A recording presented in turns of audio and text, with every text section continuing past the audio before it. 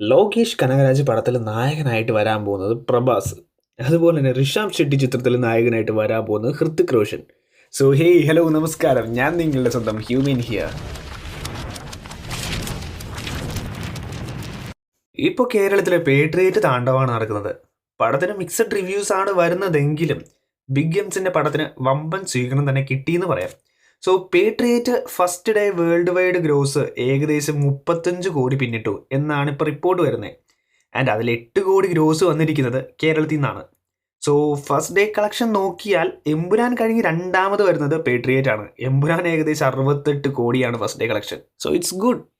ഇനി സൂര്യയ്ക്ക് വേണ്ടി സുഷിൻ കളത്തിലിറങ്ങുന്നു. സോ സൂര്യ നായകനായിട്ട് എത്തുന്ന സൂര്യ 47, മ്യൂസിക് ഡയറക്ടറായിട്ട് എത്തുന്നത് സുഷിൻ ശ്യാമാണ്.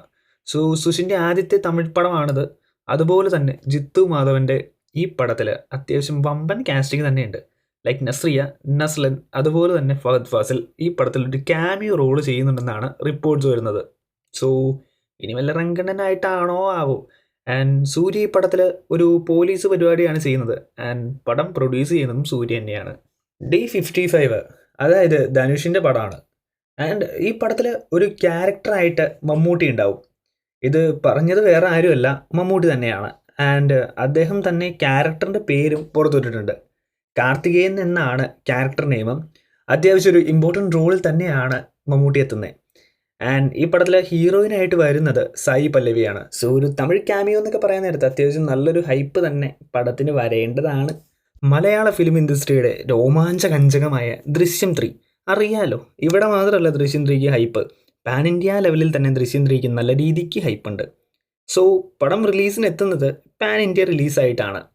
അപ്പോൾ ജിത്തു ജോസഫ് പടം 4 ഭാഷകളിലായിട്ടാണ് എത്തുന്നത്. മലയാളം, തമിഴ്, തെലുങ്ക്, കന്നഡ ലാംഗ്വേജിലാണ്.